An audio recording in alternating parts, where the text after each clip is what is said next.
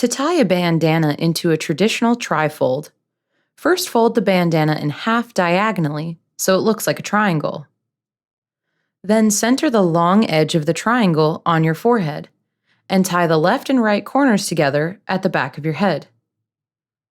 Finally, tuck the top corner under the knot. To tie a bandana like a headband, start by folding the bandana in half diagonally. Then, starting at the long edge, roll the bandana into a long, thin strip. Place the middle of the strip against your forehead and bring the ends around to the back of your head. Finally, tie the ends into a knot.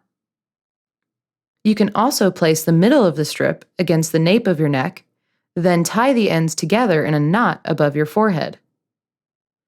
To tie a bandana around your neck, first fold the bandana in half diagonally. Then wrap the ends around your neck so they're in the back and tie the ends together in a knot. Or you can tie a knot in the front. Just fold the bandana in half diagonally, roll it into a thin strip, and tie it around your neck with the knot in the front.